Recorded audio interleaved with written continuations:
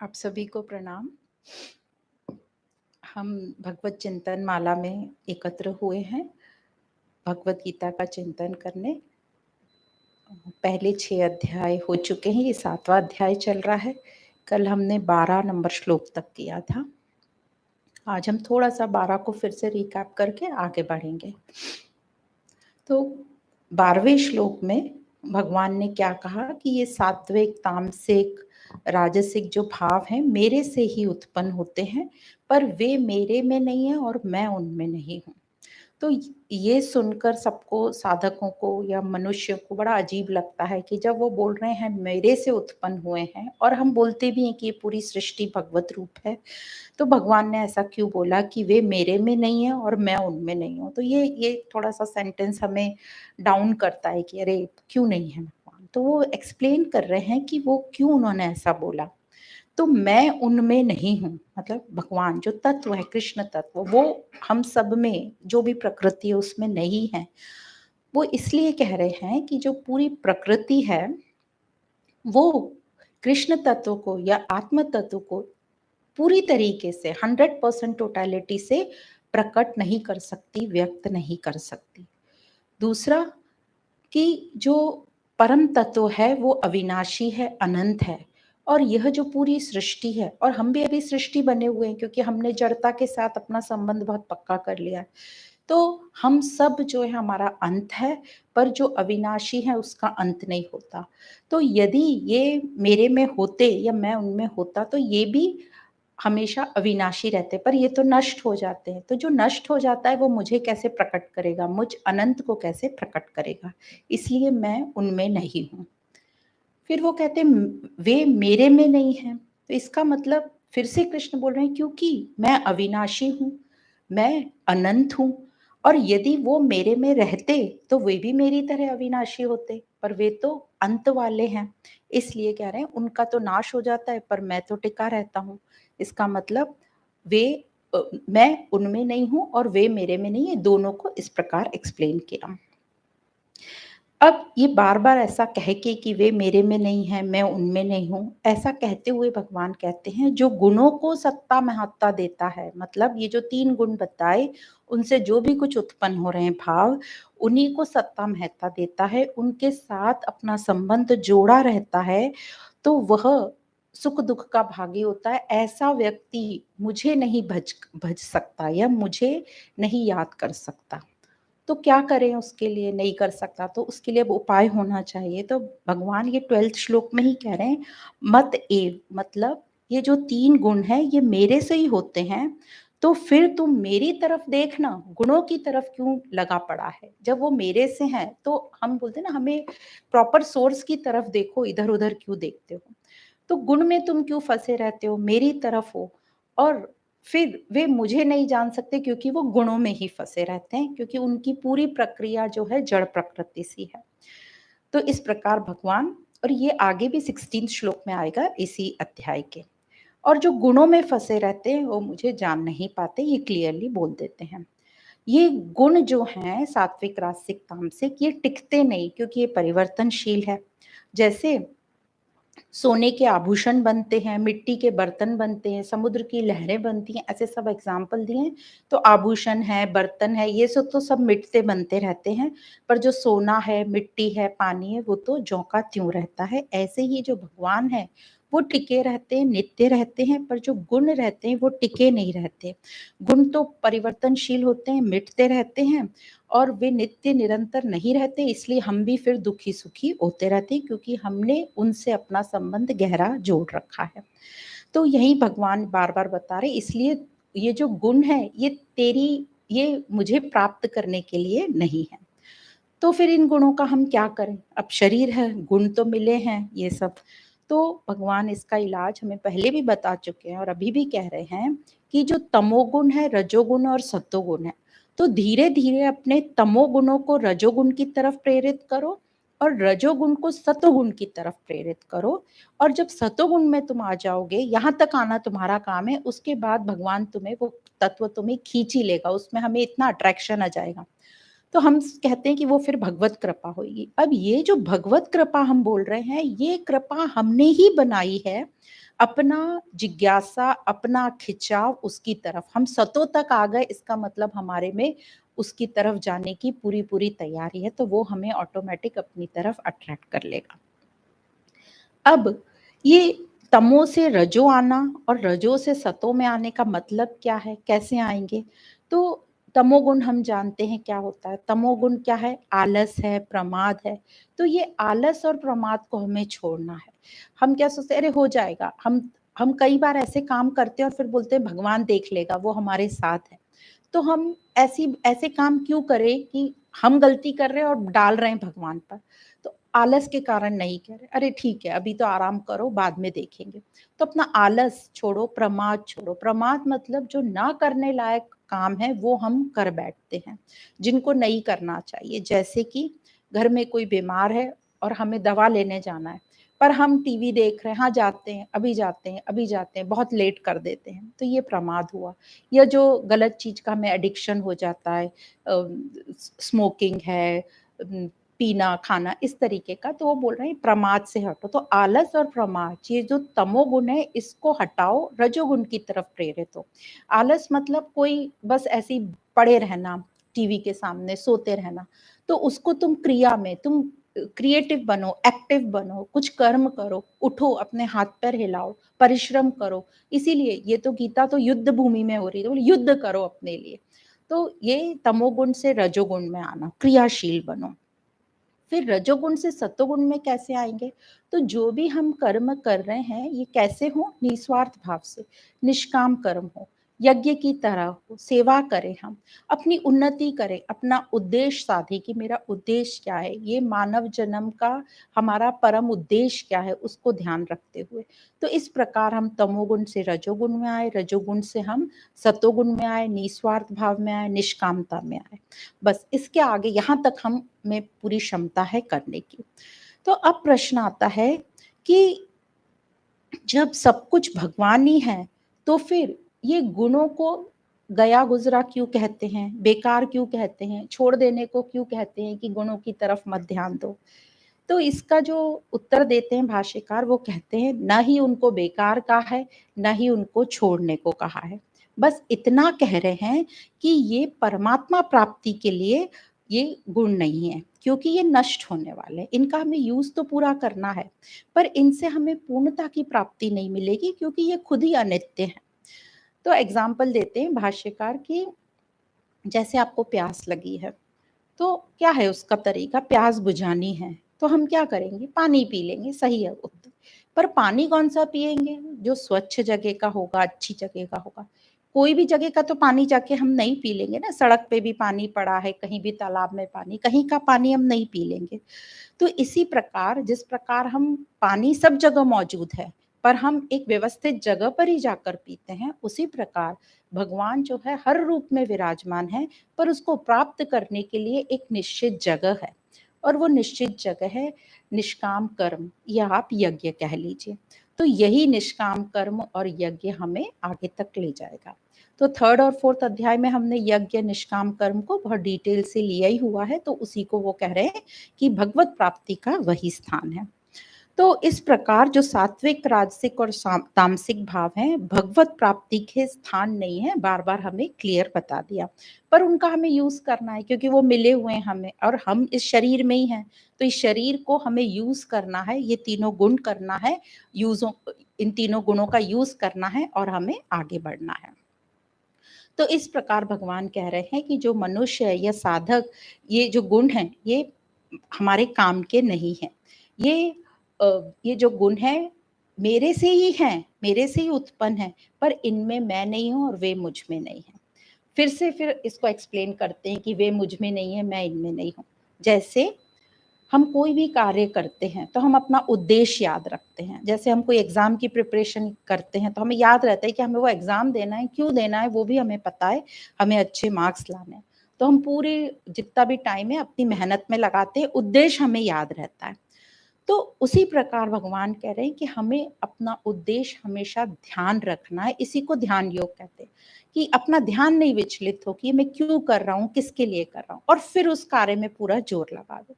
और एग्जाम्पल देते हैं, जैसे कोई व्यक्ति खेती कर रहा है, किसान खेती कर रहा है, तो उसका उद्देश्य क्या फसल पे रहेगा। वो जो भी 1 साल मेहनत करता है वो फसल के लिए करता है।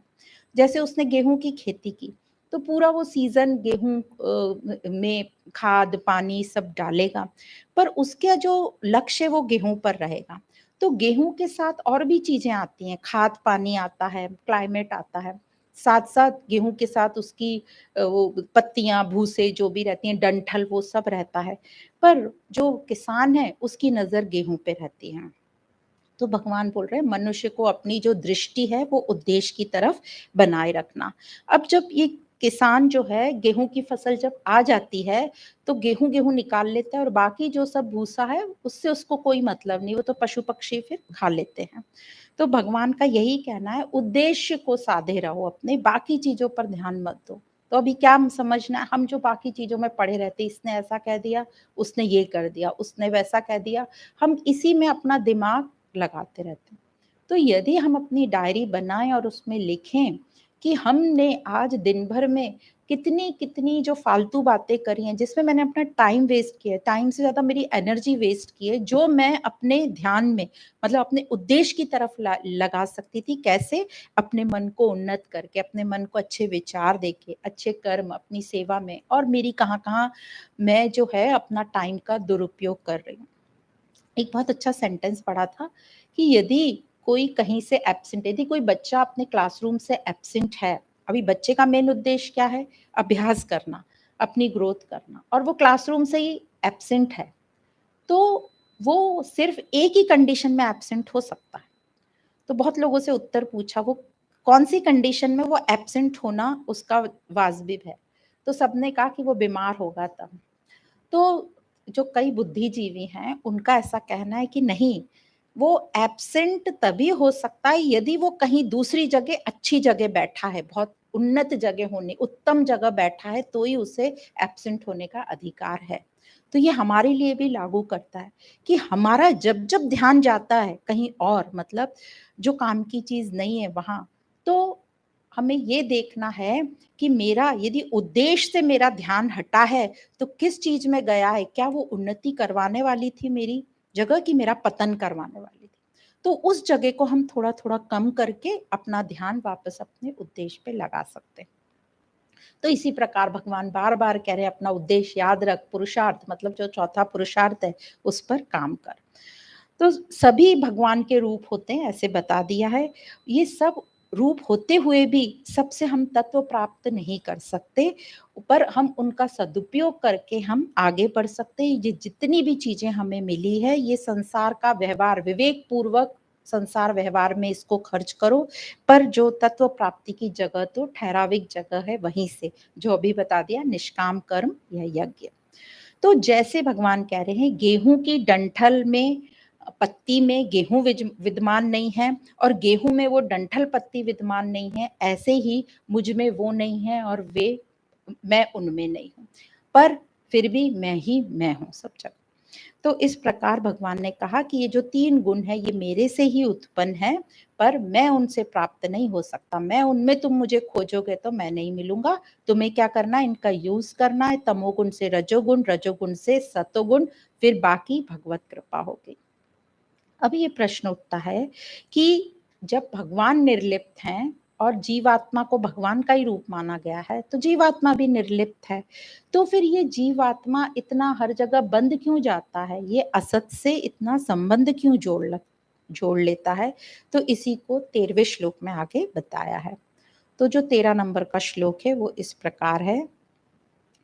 त्रिभिर्गुणमयी भावैरैभिः सर्वमिदं जगत् मोहितं नाभिजानाति मामेभ्य परम अव्ययम्। तो कह रहे हैं ये 3 गुणों की बात फिर से आ रही है। जो 3 गुणों के भावों से मोहित हुआ मनुष्य जो है, तो उसको जगत बोल दिया। संपूर्ण जगत, संपूर्ण प्राणी के लिए जगत शब्द यूज़ किया है। यह ये नहीं जानता कि इन 3 गुणों से परे भी कोई है। इन 3 गुणों से परे मुझ अविनाशी अव्यय को ये नहीं जान पाता।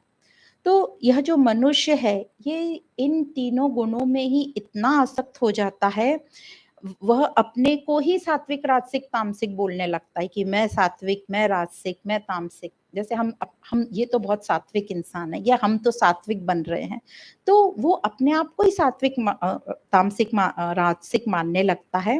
और वो इतना पक्का मान लेता है कि उसका ध्यान अपने स्वरूप की तरफ तो कभी जा ही नहीं सकता, इतना पक्का संबंध हो जाता है, और परमात्मा की तरफ वो ध्यान कर ही नहीं पाता।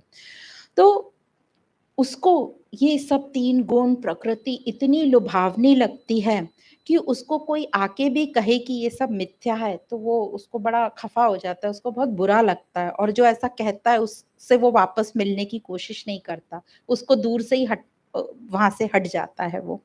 तो उसको ये कोई भी नहीं बता सकता कि इससे परे भी कुछ है। कैसे पता चलेगा? वही जब इच्छा करेगा कि मुझे इस जीवन से अब मैं उकता गया हूँ, मुझे ऐसा जीवन नहीं चाहिए, तभी वो पार पड़ पाएगा। अब ये जो है, जिसने अपने तीनों गुणों को खुद ही मान लिया है कि मैं ही हूँ, इसने शरीर के जन्मने मरने को अपना जन्मना मरना मान लिया, जैसे हम सब ने। शरीर बीमार होता है तो वो कहता है मैं बीमार हूँ, और वो मृत्यु, हर चीज शरीर से, ये जगत से जो भी कुछ है, वो सब उसको अपना मानने लगता है, और फिर डरता डरता रहता है, पूरे टाइम भय में रहता है। तो जिसने भी इन 3 गुणों से, जिन भी सभी मनुष्यों ने इन 3 गुणों की अलग महत्ता और सत्ता मान ली है, और वो मूल को पूरी तरह भूल ही गए हैं, और वे गुणों से ही मोहित हुए फिर रहे हैं। तो ये जो मोहित होते हैं, इसका भी मतलब हमको समझ लेना चाहिए। वो परमात्मा को पूरी तरह से भूल गए, मूल को पूरी तरह से भूल गए। अब ये मोहित होना क्या है, जो वो इतने गुणों से मोहित हो रहे हैं? तो भगवान कहते हैं, जो मोहित हो रहे हैं, मोहित होना मतलब जो रियल को छोड़कर अनरियल से जिसने अपना संबंध मान लिया, तो या उसको हिंदी में बोले तो अस्वाभाविक को स्वभाव मान लिया अपना। तो अस्वाभाविक क्या है? अनरियल। और स्वाभाविक क्या है? रियल। तो रियल क्या है? जो नित्य है, परमात्मा, जो निर्लिप्त है, जो सत है, परम है, ब्रह्म है, जो स्वाभाविक स्वयं ही ऐसा है, वो पैदा ऐसा नहीं हुआ है, उसकी ये भाव उत्पन्न नहीं हुए, वो स्वयं से ही है। ये हुआ रियल या स्वाभाविक। और अस्वाभाविक या अनरियल क्या है? जो परिवर्तनशील है, जिसका अंत है, जो नाश हो सकता है, नष्ट हो जाता है। तो ये जो संसार का मैं और मेरा भाव है, ये भी अनरियल, ये उत्पन्न हो गया है ना, पहले नित्य में तो है नहीं ये। तो इसलिए इसको अस्वाभाविक कहा है। तो मोहित होने का मतलब है जो अस्वाभाविक को स्वाभाविक मान के बैठ गया। तो ये और बड़ा प्रॉब्लम हो गई।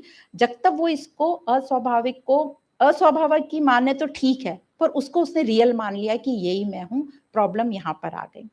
तो ये जो उसने अस्वाभाविक को स्वाभाविक मान लिया, मतलब अनरियल को रियल मान लिया, और ये थे गुण, प्रकृति जो कि परिवर्तनशील है। हर क्षण ये गुण, ये प्रकृति नष्ट होती है, बदलते रहते हैं, और इस बदलाव से वो सुखी दुखी होता रहता है, क्योंकि उसको लगता है हर सिचुएशन मेरे हिसाब से हो, पर सिचुएशन बदलती रहती है। उसको लगता है सुख टिका रहा है, दुख कभी आए नहीं, पर वो सिचुएशन बदलती है तो सुखी दुखी होता रहता है।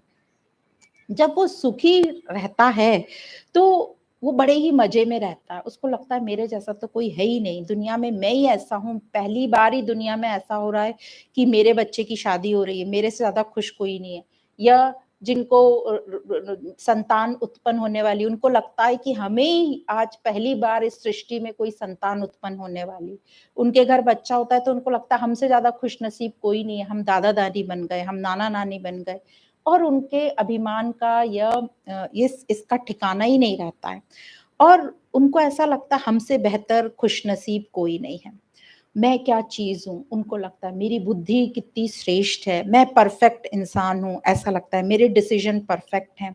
और वो दूसरों को सलाह दिए फिरते हैं, और दूसरे उनके सामने दुखी आ गए या जिनके जीवन में कुछ ठीक नहीं चल रहा है, तो उनको बोलेंगे तुमने चुनाव ठीक नहीं किया, हमको देखो ऐसे बुद्धि का यूज करके ठीक प्रकार से चुनाव करना चाहिए, तुमने गलतियां ही बहुत की हैं जीवन में, तुमने शुरू से ही ऐसे काम किए हैं।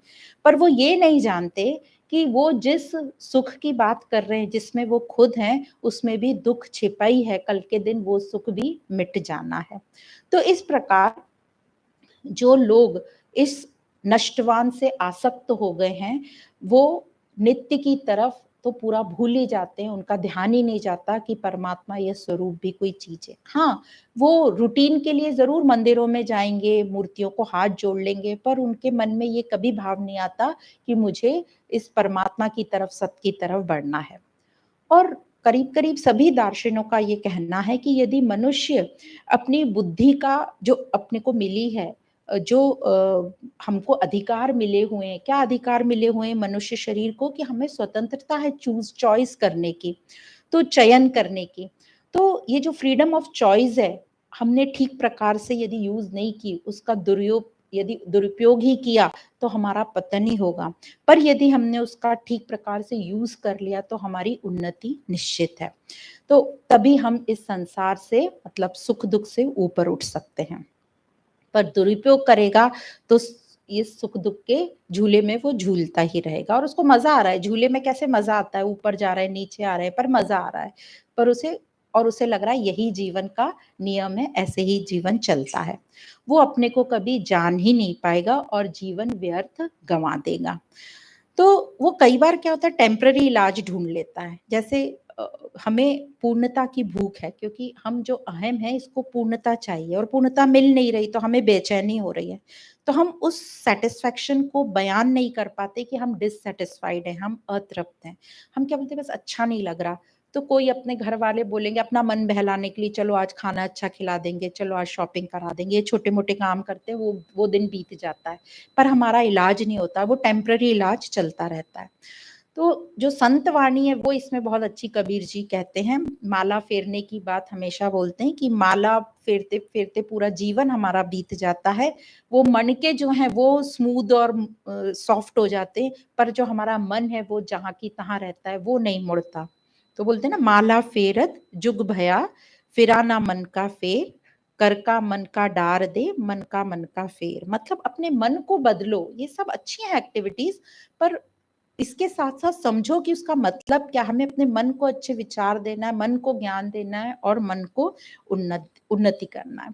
तो ये हम भूल जाते हैं और हम बाहर की प्रक्रियाओं में लगे रहते हैं, टेम्पररी इलाज खोजते रहते हैं, और एक दो दिन का सहारा मिल जाता है, फिर कोई दूसरा सहारा मिल जाता है, और चलते रहते हैं। तो इस श्लोक में, ये 13वें नंबर के श्लोक में जीवात्मा को के लिए जगत शब्द यूज किया है। तो यहाँ जगत शब्द का मतलब वो इस प्रकार से इसको बता रहे हैं कि जिसकी सत्ता है ही नहीं, उसको सत्ता देकर उससे संबंध जोड़ लिया तो जीव भी जगत हो गया। क्योंकि जीव ने जगत के साथ, असत के साथ संबंध जोड़ लिया, और उसी को सत्ता दे दी, उसी को महत्ता दे दी, तो ये जो जीव था ये जगत बन गया। तो हम भी ये जो हैं जगत की तरह हो गए, असत हो गए, जड़ हो गए। जो चेतनता थी हमारे में वो अब जड़ हो गई है। परा प्रकृति, जो हमने कल 3 लेवल की प्रकृति की बात की थी, अपरा, परा और परमात्मा। तो जो परा है वो थोड़ी सी अपरा से रिलेटिवली ऊंची कैटेगरी की है। तो जो परा प्रकृति थी वो नीचे गिर गई, अपरा बन गई। तो जो अलौकिक था वो अब लौकिक बन गया। तो जीव भी अब क्या हो गया, अपरा क्या थी, वो अष्टधा प्रकृति, पृथ्वी जल वायु आकाश अग्नि जो। तो ये क्या कह रहे हैं, अब हमें एकदम नीचे के तल पे लाके रख दिया कि जो तू जीव है वह अब अपरा हो गया, जड़ हो गया। मतलब अब हम क्या हो गए, हवा पानी मिट्टी हो गए। तो हमको लगता है मरने के बाद हम मिट्टी होंगे, वो पहले ही बोल दिया कृष्ण ने कि तुम ऑलरेडी मिट्टी हो ही, तुम्हारा और कोई इससे ज्यादा रोल तुम अपना बता नहीं रहे, तुम्हारा अपना पोटेंशियल जो है चेतनता, तुम उसको व्यक्त ही नहीं कर रहे हो। तो इस प्रकार कृष्ण हमको समझा रहे हैं।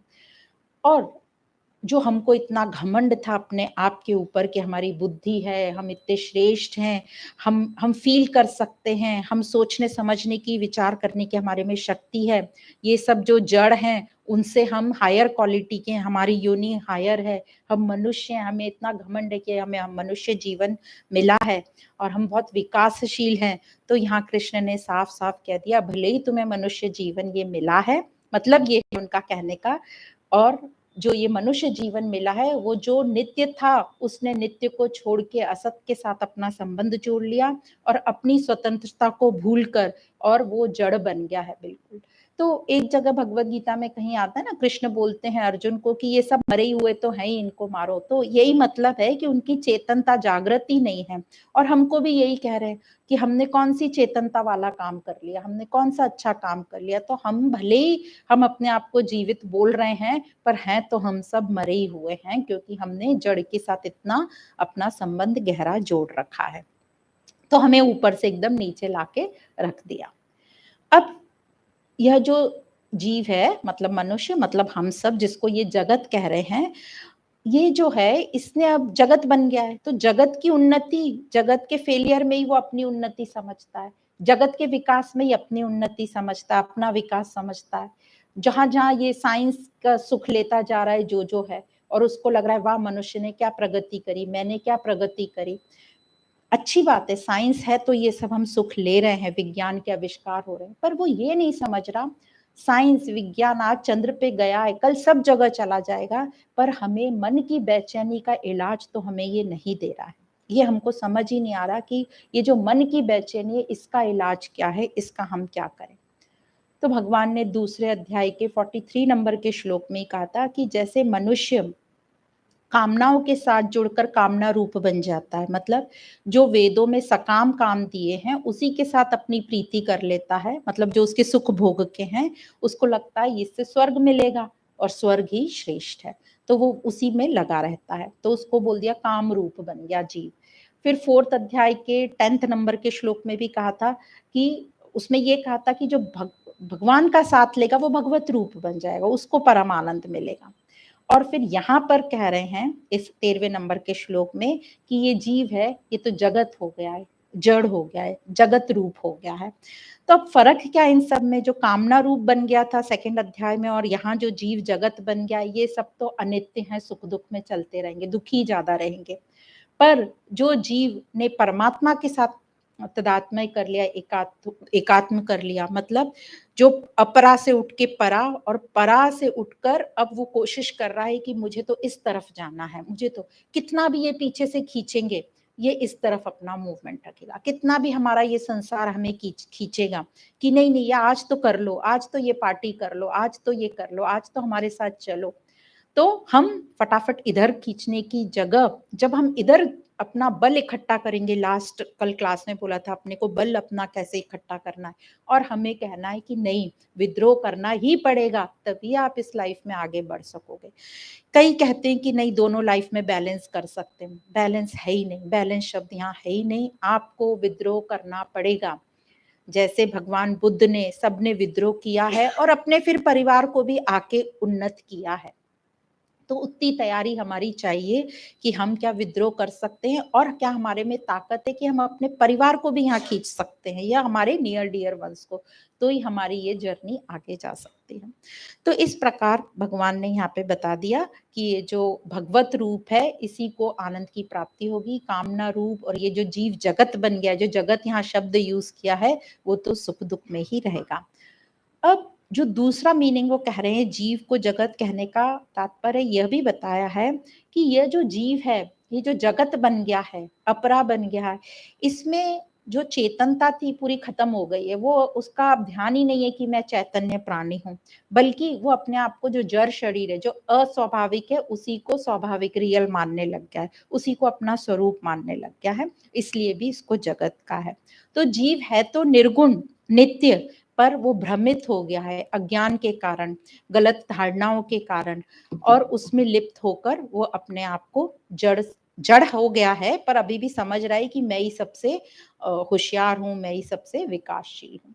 तो ये जो हमारा भ्रम है, जैसे अंधेरे में हमने रस्सी को सांप दे लिया, बिल्कुल वो ही है, हम अंधेरे में चल रहे हैं और ये संसार जो है परमात्मा का रूप, पर हमें संसार दिख रहा है, तो दृष्टि हमारी खराब है, परमात्मा की दृष्टि में ये कोई भी भेद नहीं है। अब कृष्ण ने इसी अध्याय के 4th श्लोक में भी कहा था कि अहम से लेकर पृथ्वी तक, पृथ्वी जो सबसे स्थूल है, ये जो अष्टधा भूतों में बताया था, अष्टधा प्रकृति में, तो अहम से लेके पृथ्वी तक, अहम सबसे सूक्ष्म है और पृथ्वी सबसे स्थूल, तो स्थूल, सूक्ष्म से लेके स्थूल तक सब आ गए इसमें प्रकृति में, इन सबको जड़ ही कहा है। इसलिए समझ लो कि जैसी पृथ्वी है स्थूल, वैसे ही अहम, मतलब जो मैं बोलता फिरता हूँ अपने आप को होशियार, हम भी मट्टी ही हैं। हम अपने आप को बोल देते ये तो मट्टी है, हम भी वही मट्टी हैं। ये हमको ठीक प्रकार से समझ लेना है, यदि हमारा संसार से बहुत गहरा हमने संबंध मान लिया है।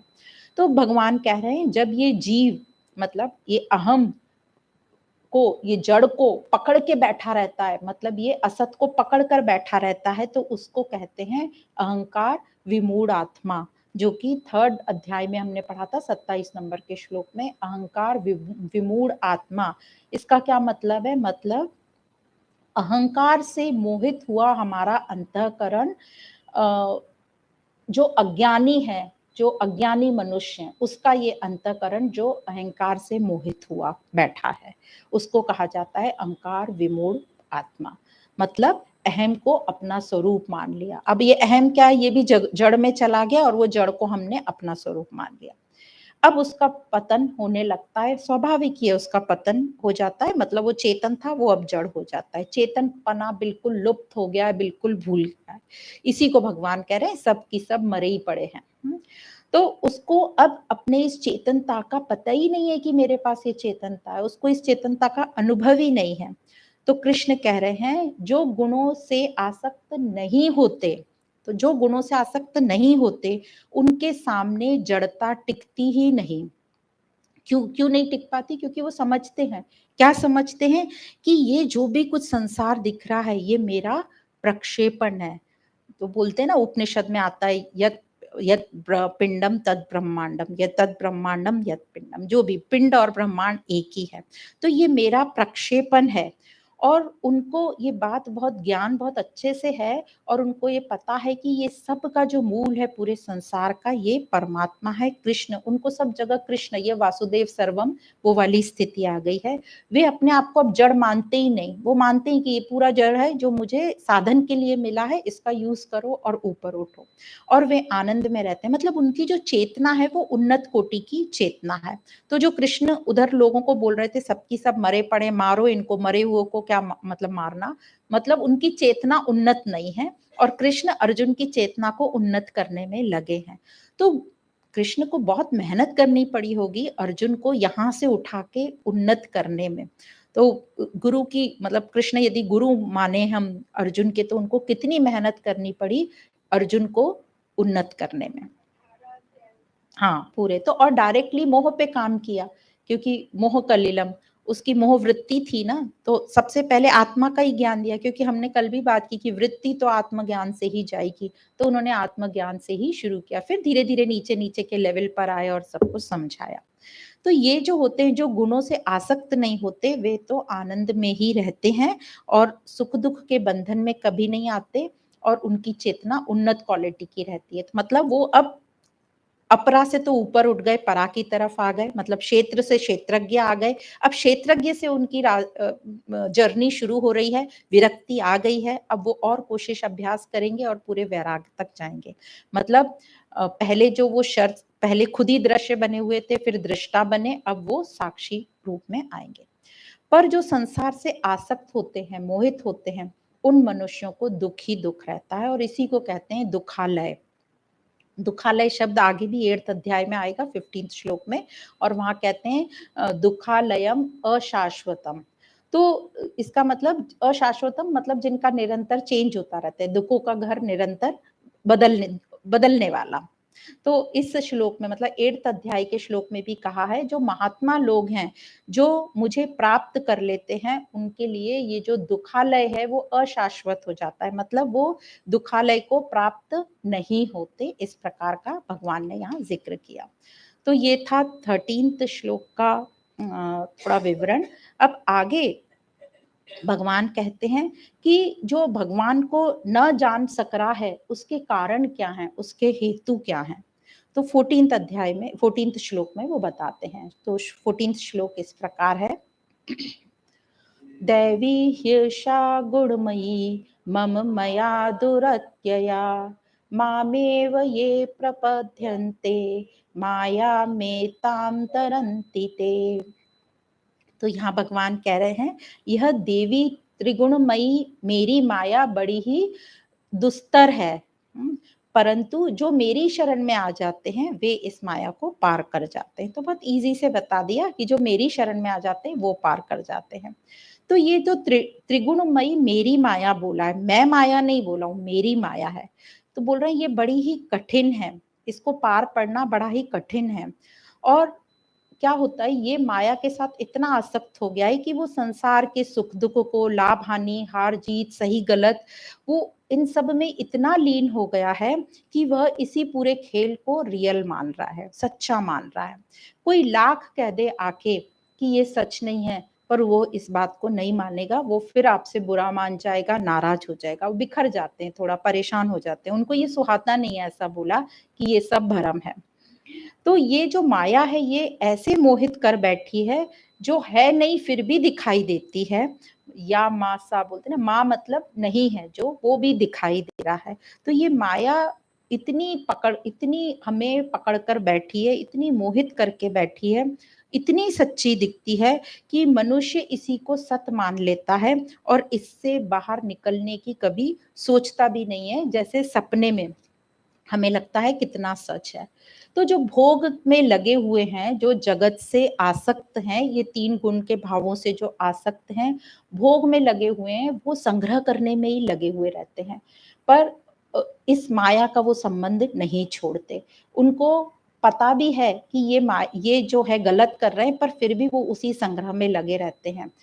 ठीक है, कुछ थोड़ा बहुत हम जगत से लेते हैं शरीर का निर्वाह करने, पर कितना लेंगे उसकी भी एक लिमिट होती है।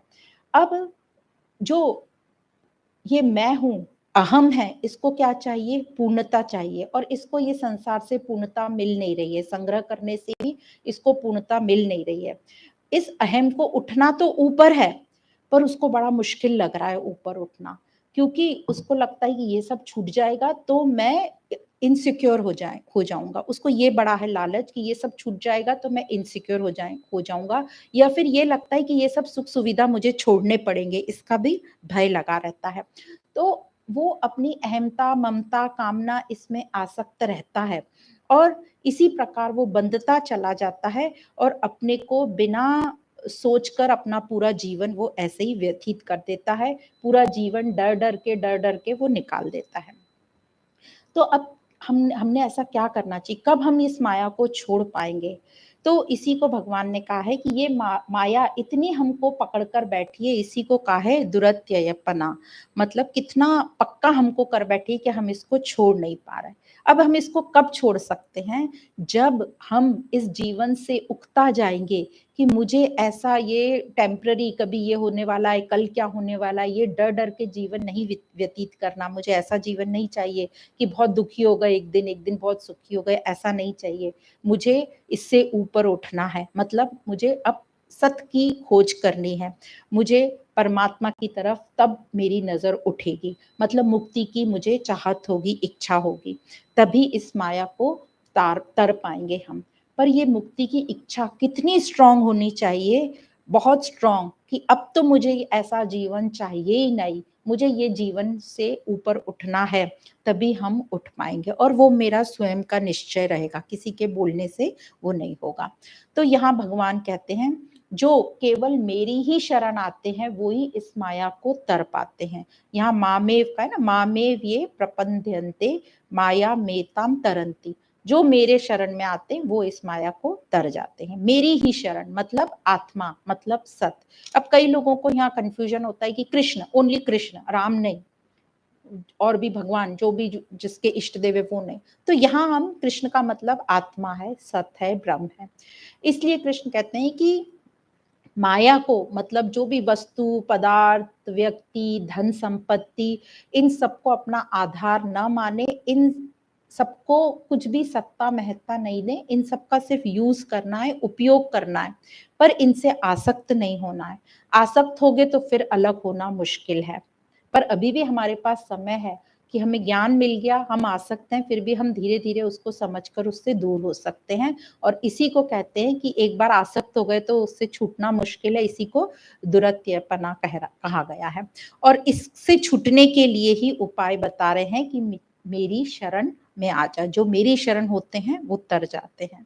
तो जो भी हमको ये देह मिली है, इंद्रियां मिली हैं, बुद्धि मिली है, जो भी संसार में वस्तुएं मिली हैं, इन सबको साधन मानो और उन सब का यूज करके अपने जीवन का परम लक्ष्य पर उद्देश्य रख के परम लक्ष्य तक पहुंचने की या उसकी प्राप्ति में लगे रहो। अब कई लोग पूछते कब पहुंचेंगे, कब प्राप्ति होगी, तो उसकी चिंता मत करो, आप तो अपनी जर्नी शुरू कर दो, क्योंकि प्राप्ति जिस दिन हो जाएगी फिर क्या करोगे। तो इससे अच्छा हम सिर्फ उस जर्नी पे निकल जाएं और उस जर्नी को एंजॉय करें, और जब हम सत्य की जर्नी, तभी हमारा जीवन सार्थक होगा। और जब हम सत्य की जर्नी पर चलते जाएंगे तो हम ऑलरेडी बहुत उत्साह में रहेंगे, हल्के रहेंगे, हमें ये तो कॉन्फिडेंस रहेगा कि हम जो कर रहे हैं सार्थक कर रहे हैं, जैसा वेदांत में कहा गया है उस प्रकार हम जीने की कोशिश कर रहे हैं। तो इसी उत्साह में भी हम चलते रहें और अपना अभ्यास जारी रखें, तो ये भी बहुत अच्छी बात है। और जो बोला है भगवान ने केवल मेरी ही शरण होना है, इसका मतलब है कि अपनी स्वतंत्र सत्ता नहीं माने। जैसे हमको लगता है ना ये विशेष काम तो मैंने किया है, मैं विशेष हो गई, तो ऐसा विशेष हमको, या ये मेरे बच्चे ने किया है तो मैं विशेष हो गया, मेरा बच्चा विशेष हो गया। तो हमें समझना है कि जो भी मेरा बच्चा है या जो मैं हूँ, ये पूरे जगत को रिप्रेजेंट कर रहा है, ये मेरे अकेले को नहीं कर रहा। किसी का भी बच्चा है वो पूरे जगत को रिप्रेजेंट कर रहा है, मैं हूँ पूरे जगत को रिप्रेजेंट कर रहा हूँ। तो जो भी मेरे में विशेषता आई है, मेरे अकेले की मेहनत से तो नहीं आई है, उसके साथ तो हमने ये अष्टधा प्रकृति का यूज पूरा पूरा किया है, तभी हम आगे बढ़ पाए। सबसे पहले तो हमने, हमारे में प्राण है तभी हम आगे बढ़ पाए। तो इस प्रकार अपनी स्वतंत्र सत्ता न माने, और दूसरा न ही ये माया की स्वतंत्र सत्ता माने कि मेरे पास तो बहुत पैसा था इसलिए मैं कर पाया और मैं ही कर सकता हूँ क्योंकि मेरे पास इतनी धन संपत्ति है, या जो भी इस तरीके से। तो न तो अहम का आश्रय लो, न ही माया का, बस जो एक सत्य है उसी के आश्रय, जो पहले श्लोक में ही बोल दिया कि मेरा आश्रय लो, मेरे से आसक्त रहो।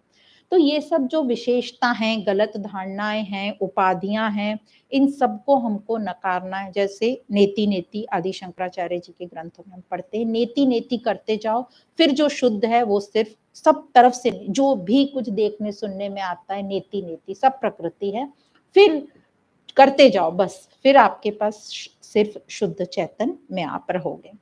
तो जब हम ऐसे नेति नेति से आगे बढ़ेंगे फिर जगत हमारा लुप्त हो जाएगा, मतलब अब हमें जगत बांधेगा नहीं, या हम जगत से बंधेंगे नहीं, जगत में तो कैपेसिटी नहीं है बांधने की, हम उससे बंधते हैं, तो हम उससे बंधेंगे नहीं, लिप्त नहीं होंगे। और हमें अब समझ भी आता जाएगा कि ये सब प्रकृति है, ये प्रकृति अपने अपने स्वभाव में चलेगी। तो अभी भी हमें पता है इसका अपना स्वभाव है, पर फिर हम उससे द्वेष करते हैं। पता है, आधा नॉलेज है, पर फिर भी द्वेष करेंगे, या कि इसका ये बहुत अच्छा स्वभाव है तो उससे राग करेंगे। तो राग द्वेष में हम अभी भी रहते हैं, पता है स्वभाव है फिर भी राग द्वेष। पर यहाँ पे इस लेवल पे आके उसको पता है स्वभाव है, वो राग द्वेष नहीं करेगा, कोई शिकायत नहीं है, स्वीकार भाव है उसमें। तो इन सब जो मनुष्य हैं जिन्होंने आसक्ति छोड़ दी जगत से, वो अब सतरूप हो गए हैं, अब वो जीवन को सही तरीके से जी रहे हैं। तो अब ये आता है जो ऑलरेडी वो सत स्वरूप था वो प्रकट हो गया है, कहते हैं ना हम ऑलरेडी हैं, बस प्रकट करना है, जो हमारे ऊपर लेयरिंग है उसको हटाना है।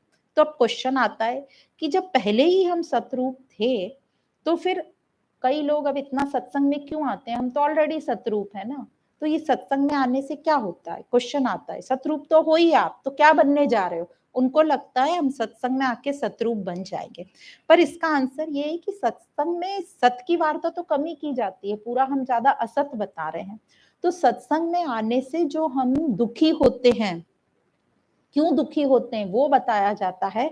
तो हमारे दुख और जो हमारी गलत धारणा है उसको मिटाने की बात की जाती है। तो हम सत्संग में इसलिए आते हैं कि जो हमारी गलत धारणा है, जो हम भ्रमित हो चुके हैं, हम अनरियल को रियल मान बैठे हैं, उसको हटाने के लिए सत्संग होता है। तो सत्संग से हमारी गलत धारणा है, हमारे भरम, हमारा जो दुख है वो दूर होता है। पर साथ ही अब सिर्फ दुख दूर होगा तो पूछेंगे दुख दूर होने के बाद क्या मिलने वाला है हमको, हम जो व्यक्ति है ये तो ये बोलता है हमें मिलेगा क्या। तो ये सत्संग दुख तो दूर करता है, 90% टाइम तो हम माया की जगत की बात करते हैं, पर 10% हम ये भी बताते हैं कि उच्चतम क्या है, उच्चतम क्या है, तू जो जी रहा है वो क्या है और उच्चतम क्या है। वो उच्चतम के हम लक्षण बताते हैं, हम उच्चतम स्थिति में जाकर हम कैसे आनंदित हो सकते हैं वो बताते हैं। हम वो बताते हैं भाष्यकार या कृष्ण कि उच्चतम स्थिति कैसी है और उसमें तू कितने मजे से रह सकता है, कितनी आनंद की जगह है। तो ये बताते ताकि हमारा वहां खिंचाव हो और हम दुखों को अपनी गलत धारणाओं को छोड़े। तो एक्चुअली ये सत्संग हमारे से जो भरम का चश्मा हमने पहन रखा है उसको उतार देता है। तो सत्संग की यही महिमा है। अब ये सत्संग हमारी पूरी पूरी दृष्टि साफ कर देता है। तो यदि वैसे भी देखो, यदि आपको अपनी बीमारी ठीक प्रकार से पता है, रोग पता है, तो इलाज भी ठीक होगा। पर हम क्या होता है, हम दुखी होते हैं और सुखी होते हैं, और हमसे कोई पूछ ले आप कैसे, तो हम बोलते हैं बहुत अच्छे। सब हम झूठ झूठ बोलते हैं, हमारे अंदर कितना भी दुख होगा हम बोलते हैं सब ठीक चल रहा है, बढ़िया, फर्स्ट क्लास, सब फिट एंड फाइन चल रहा है। हमें पता ही नहीं हमारा मन इतना अंदर बेचैन रहता है, हम रात को सो नहीं पाते हैं।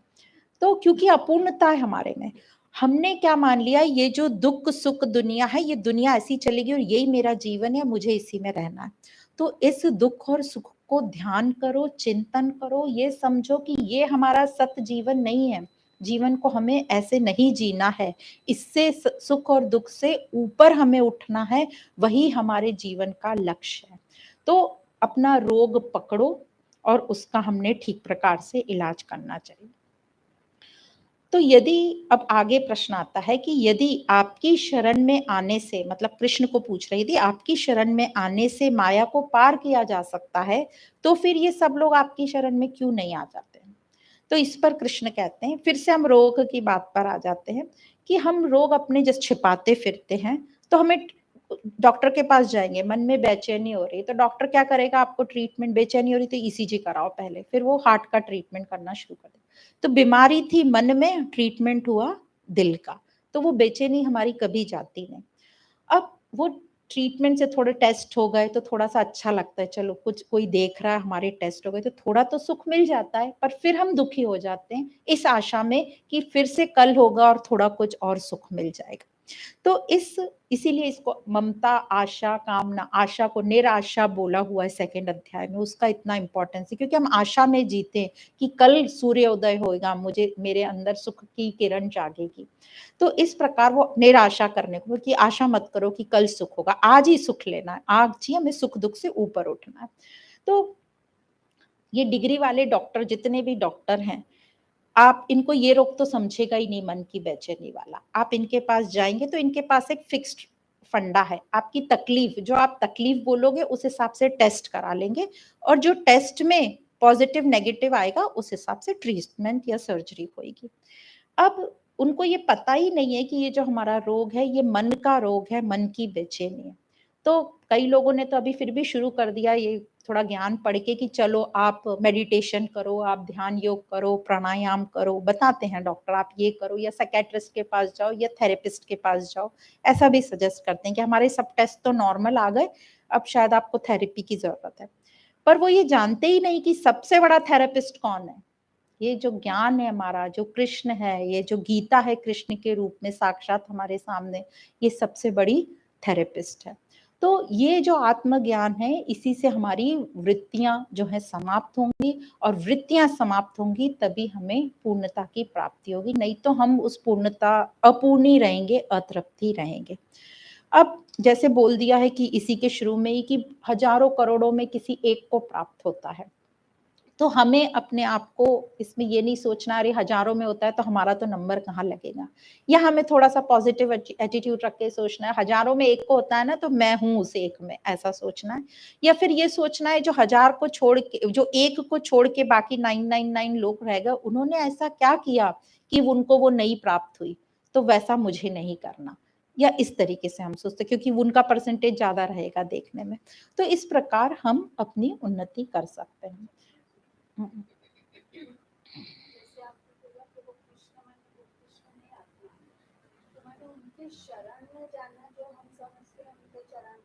नहीं, चरण शरण में मतलब वो अपनाना और जान लेना कि वो ज्ञान क्या है। से अभी हमने माना हुआ है, मान्यताएँ पे चल रहे हैं हम। जी।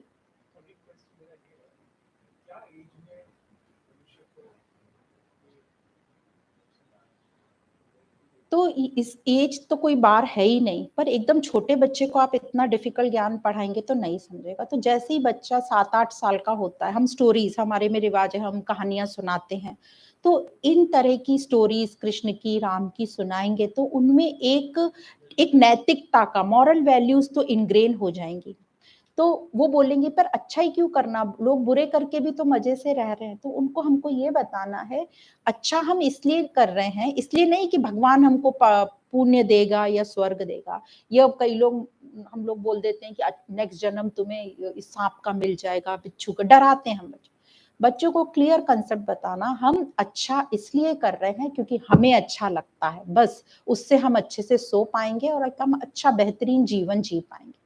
गलत कितना भी अच्छा हो या कितने भी कैसी भी परिस्थिति में वो गलत ही रहेगा, उससे हमको गिल्टी फील होगा और हमें हमेशा बुरा लगेगा और एक टाइम ऐसा हो जाएगा गलत करते-करते वो आदत ही पड़ जाएगी, फिर हमें वो गलत लगेगा ही नहीं। तो इसलिए बच्चों को कहानी के रूप में शुरू करना और जब वो 12-15 साल के हों तब ये थोड़ा-थोड़ा ज्ञान देना, पर इतना ये पूरा सुनाने की बच्चों को ज़रूरत नहीं, नहीं तो वो घबरा जाएँगे और वो फिर तभी क्योंकि आपने देखा होगा, हमने देखा है कई छोटे-छोटे बच्चे संन्यास ले लेते हैं, पूरी-पूरी गीता श्लोक में बोलते हैं। तो वो फिर जल्दी से 12-15 साल के होते हैं तो उनको बाहर की दुनिया में बड़ा इंटरेस्ट आने लगता है। उनको लगता है कि ये क्यों हमको छुपा रहे हैं इन सब चीज़ों से।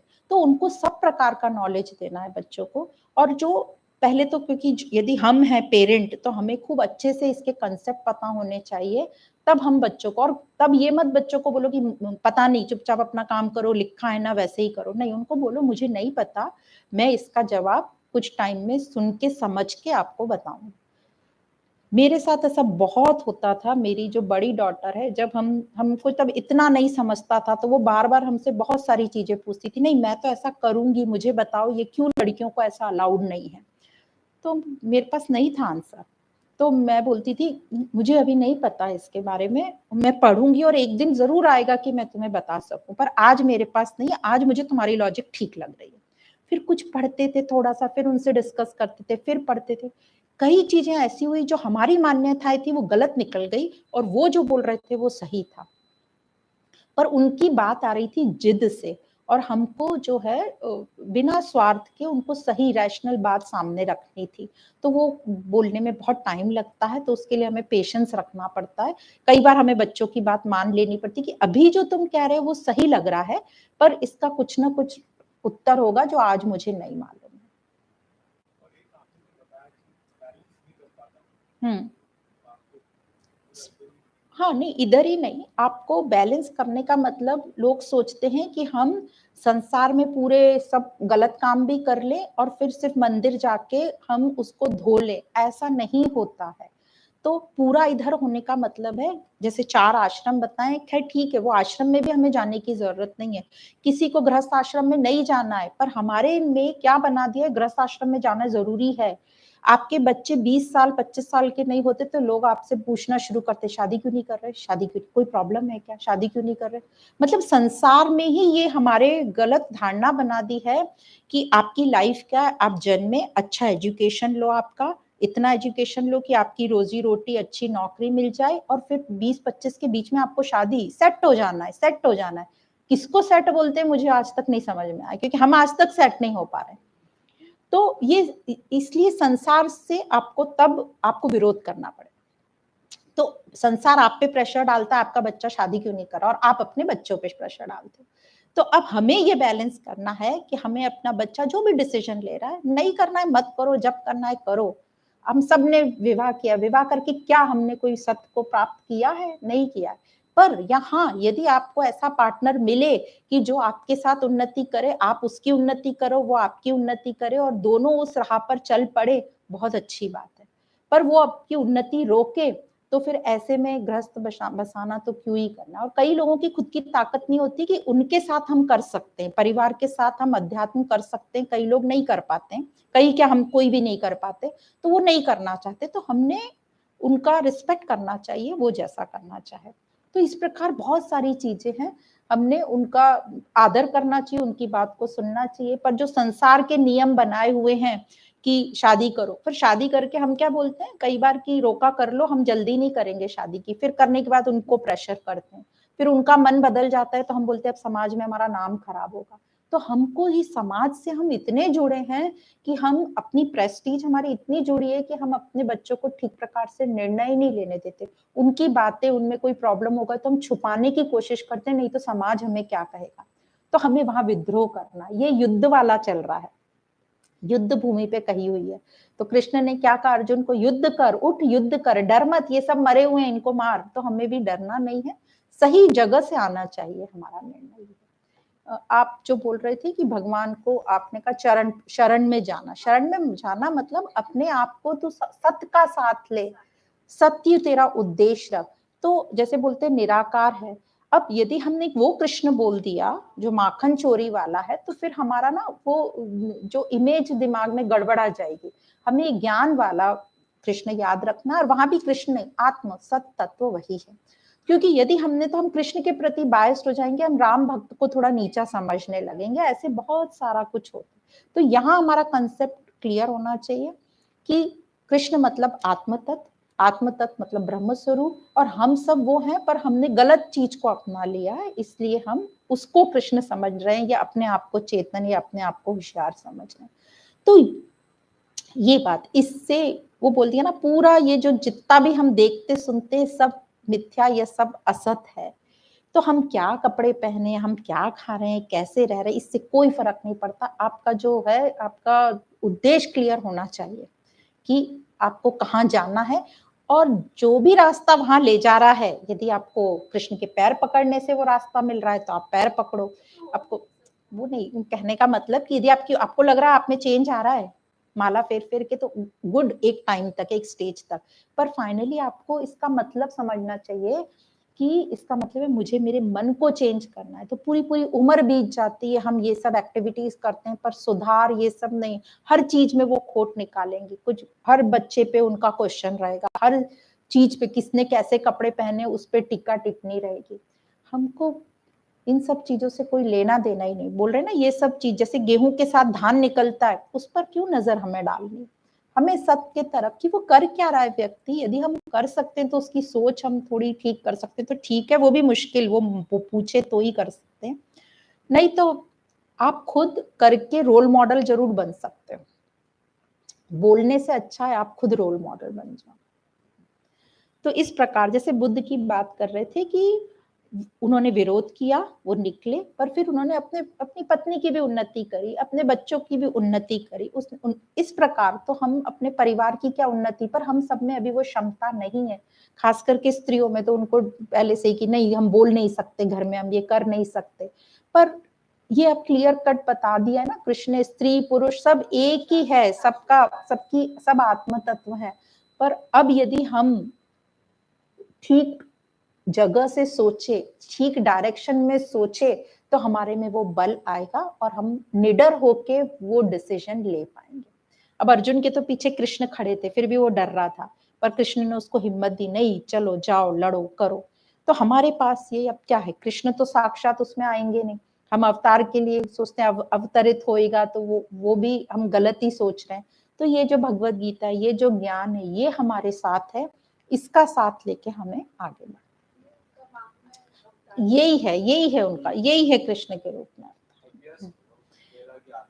आगे आता जाएगा, पर समझ, जानो, जिज्ञासा रखो, जानो ये कहाँ से बात आ रही है।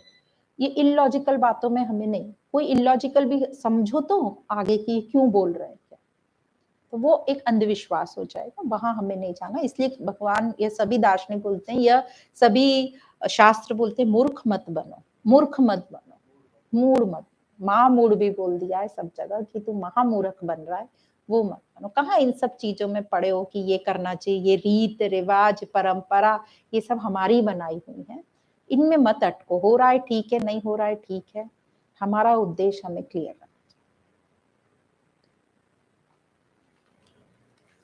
यहाँ रोके आज।